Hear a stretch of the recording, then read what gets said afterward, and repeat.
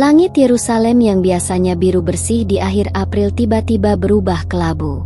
Asap mengepul dari perbukitan Eshtaol dan Latrun, menandai awal dari hari peringatan nasional yang berubah menjadi bencana. Api yang bermula dari semak kering kecil, disulut oleh suhu ekstrim dan angin panas dari gurun timur, menyulut lahan hutan dalam hitungan jam. Angin timur yang dikenal sebagai syaraf berhembus kencang, mempercepat penyebaran api yang melompat-lompat seperti monster yang lepas kendali. Warga komunitas kecil seperti Neve Shalom dan Mishmar Ayalon hanya punya waktu singkat untuk menyelamatkan diri. Alarm kebakaran meraung, bukan lagi peringatan latihan rutin, tapi tanda bahaya nyata. Anak-anak digiring ke bus sekolah untuk dievakuasi. Para orang tua panik, hanya sempat mengambil dokumen dan hewan peliharaan sebelum meninggalkan rumah mereka yang kini terancam dilalap api. Jalan Tol 1, penghubung utama antara Yerusalem dan Tel Aviv, ditutup total. Kendaraan dari kedua arah dialihkan, menyebabkan antrean panjang yang membentang bermil-mil. Sirene ambulans, truk pemadam kebakaran, dan kendaraan militer membelah keramaian. Aroma hangus dan asap tajam menyesakkan dada. Beberapa orang jatuh pingsan karena inhalasi asap. Hari itu seharusnya menjadi hari mengenang para pejuang dan korban konflik. Namun justru menjadi saksi lahirnya bencana ekologis yang belum pernah dilihat negara itu dalam 2 dekade terakhir. Media lokal segera menjadikan kabar ini sebagai berita utama. Siaran langsung dari bukit-bukit yang terbakar menampilkan pemandangan apokaliptik. Langit oranye, pohon-pohon seperti obor hidup, dan rumah-rumah yang ditinggalkan mendadak. Di tengah kekacauan, pemerintah menyadari, ini bukan sekadar kebakaran hutan biasa. Ini adalah awal dari badai api, musibah yang jauh lebih besar dari yang pernah dibayangkan. Sore itu, ketika matahari mulai tenggelam di balik cakrawala berwarna abu-abu, Perdana Menteri Benyamin Netanyahu menggelar konferensi pers darurat dari ruang situasi nasional. Wajahnya tegang, suara berat namun tegas saat mengumumkan keadaan darurat nasional. Kita sedang menghadapi bencana lingkungan terbesar dalam 2 dekade terakhir. Semua kekuatan dikerahkan. Ini bukan saatnya berpolitik. Ini saatnya bersatu, katanya. Dalam hitungan jam, 163 tim pemadam kebakaran dari seluruh penjuru Israel mulai bergerak menuju titik-titik kritis. Mereka tidak hanya menghadapi api, tapi juga medan berbukit, hembusan angin yang tidak menentu, dan keterbatasan peralatan. 12 pesawat pemadam dikerahkan, menyemprotkan air dan bahan pemadam dari udara, tapi banyak di antaranya kesulitan menjangkau jurang dan lembah curam tempat api menyebar dengan liar. Militer Israel atau IDF ikut turun tangan. Unit teknik militer menggunakan kendaraan lapis baja untuk membuka akses ke daerah yang terisolasi. Drone pengintai diterbangkan untuk memetakan jalur penyebaran api dari udara. Banyak tentara yang belum pernah bertugas dalam situasi seperti ini. Mereka terbiasa dengan operasi militer, bukan perang melawan alam. Presiden Isaac Herzog muncul dalam siaran khusus malam itu, menyerukan persatuan nasional. Bencana ini bukan sekadar kebakaran. Ini adalah panggilan dari bumi yang lelah, katanya dengan nada reflektif. Pidatonya menggugah banyak pihak. Lembaga amal dan kelompok relawan mulai bergerak. Masjid, sinagoga, dan gereja di kota-kota besar membuka pintu untuk pengungsi, melampaui sekat agama dan politik. Namun, api terus menjalar. Hutan Yehuda di dekat Beit Meir terbakar total. Di beberapa tempat, suhu api mencapai lebih dari 600 derajat Celcius. Tim pemadam harus memilih, melindungi permukiman atau mencoba menyelamatkan lahan konservasi. Banyak yang hanya bisa menonton api melahap puluhan tahun pertumbuhan alam. Sementara itu, rumah sakit bersiap menghadapi korban. Ruang IGD penuh dengan pasien yang sesak napas akibat asap. Di balik semua itu, rasa gentar mulai merayap. Para ahli memperingatkan, selama angin syaraf belum reda, ini baru permulaan. Dan semua tahu, badai berikutnya akan segera datang. Hari ketiga setelah kebakaran besar meletus, Israel mulai kewalahan. Api belum menunjukkan tanda-tanda melambat. Bahkan, beberapa titik api yang sudah padam kembali menyala akibat percikan angin dan bara yang tersembunyi di akar pohon. Helikopter pemadam bekerja tanpa henti, namun jumlah mereka jauh dari cukup. Menteri Keamanan Publik mengakui, kita tidak bisa menang sendiri. Pemerintah Israel segera mengirim permintaan resmi kepada sejumlah negara sahabat. Dalam waktu singkat, bantuan pun datang. Dari langit Bandara Ben Gurion, mendaratlah pesawat-pesawat khusus dari Italia, Kroasia, Siprus, dan Prancis. Masing-masing membawa pesawat pemadam air, tim ahli kebakaran hutan, dan perlengkapan berat. Tidak lama kemudian, Ukraina, Rumania, Makedonia Utara, bahkan Mesir dan Yordania menyatakan dukungan logistik dan medis. Masyarakat Israel yang sebelumnya skeptis akan campur tangan luar negeri, kini menatap langit dengan rasa haru saat melihat pesawat-pesawat asing menyemprotkan air ke lereng-lereng terbakar. Di media sosial, tagar solidaritas api menjadi viral. Banyak warga mengunggah video tim pemadam luar negeri bekerja berdampingan dengan warga lokal, saling bahu-membahu dalam bahasa isyarat dan kerja keras. Di pos komando utama di Modi'in, seorang perwira pemadam kebakaran Israel mengatakan, mereka datang dari jauh bukan untuk politik, bukan untuk keuntungan, tapi karena kemanusiaan.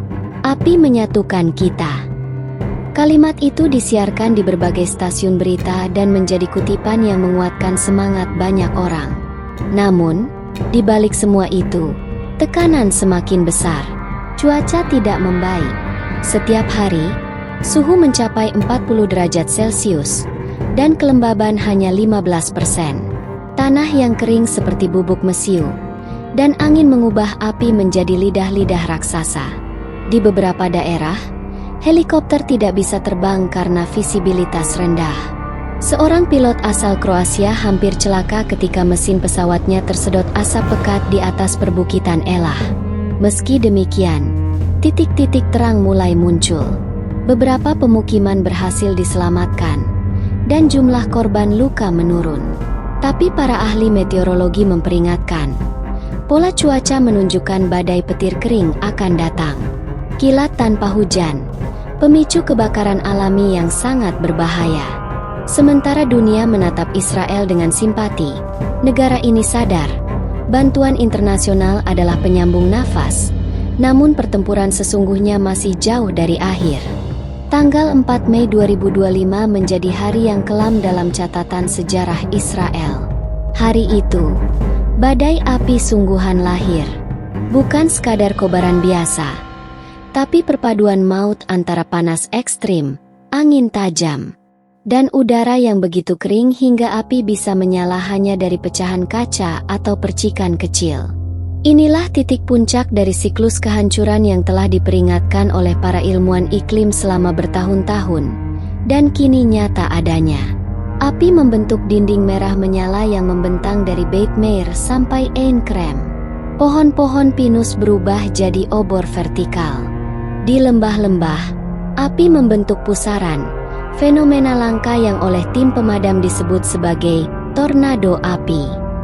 Suhu permukaan mencapai lebih dari 800 derajat Celcius, cukup untuk melelehkan logam ringan dan memicu ledakan tabung gas rumah tangga. Pusat kota Yerusalem mulai tertutup kabut asap. Udara begitu pekat sehingga jarak pandang hanya 10 meter. Rumah sakit Hadassah menerima puluhan pasien dengan gejala keracunan karbon monoksida. Banyak yang berasal dari petugas penyelamat sendiri, terpapar terlalu lama tanpa waktu istirahat cukup. Bahkan beberapa mobil pemadam terbakar karena terjebak di antara dua front api. Di titik ini, pemerintah memutuskan mengevakuasi sebagian wilayah barat Yerusalem. Peringatan darurat dikirim lewat ponsel dan siaran darurat. Kota suci yang biasanya sibuk berubah menjadi kota hantu. Warga membawa koper kecil. Sebagian hanya memeluk anak-anak atau membawa hewan peliharaan. Di jalan-jalan, terdengar suara tangis anak kecil bercampur deru sirene. Secara total, lebih dari 25.000 dunam lahan hutan terbakar.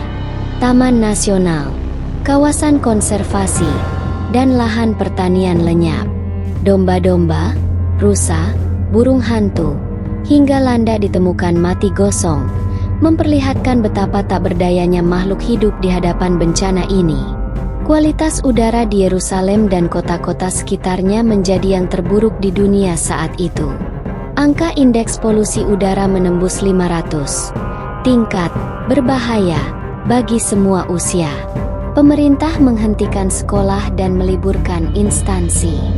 Masyarakat diimbau untuk tidak keluar rumah, sementara ribuan orang tetap tinggal di pengungsian, mengandalkan makanan kaleng dan air kemasan. Di tengah kekacauan itu, satu pertanyaan mulai terdengar dari berbagai arah. Mengapa bisa separah ini? Di balik pertanyaan itu, ada rasa takut yang lebih besar. Apakah ini baru permulaan dari krisis yang lebih luas? Di tengah panasnya api yang belum juga padam, suhu politik dan sosial di Israel pun memanas. Media mulai mengangkat pertanyaan-pertanyaan keras. Apakah kebakaran ini benar-benar murni bencana alam? Atau ada unsur kelalaian, bahkan kesengajaan? Sejumlah warga menyebarkan video dan foto dari kamera CCTV yang menunjukkan percikan api dari kabel listrik tua, ledakan transformator, dan bahkan seseorang yang membakar sampah sembarangan di pinggir hutan. Spekulasi liar menyebar. Di media sosial, muncul tuduhan bahwa kebakaran ini mungkin juga dimanfaatkan oleh kelompok ekstremis untuk menciptakan kekacauan.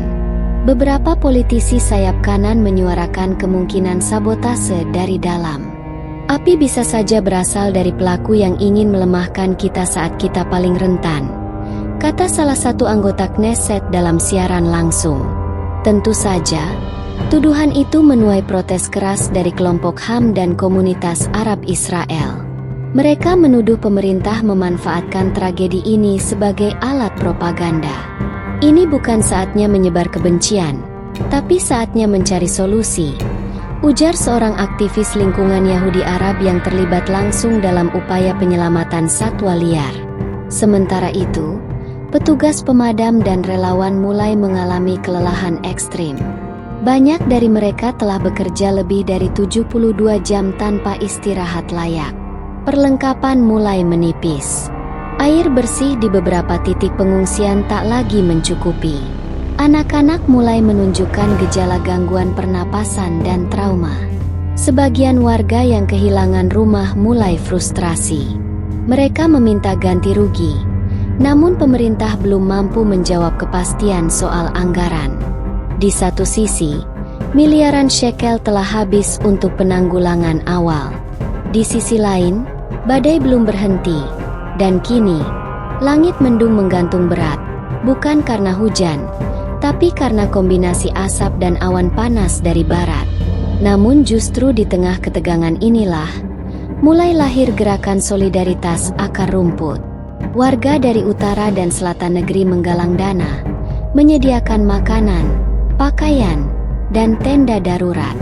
Masjid di Haifa, sinagoga di Tel Aviv, dan gereja di Nazaret membuka dapur umum bagi pengungsi. Di jalanan yang muram, tampak senyum kecil dari tangan-tangan yang saling membantu. Tapi badai belum berlalu, dan kabar dari barat membawa ancaman baru.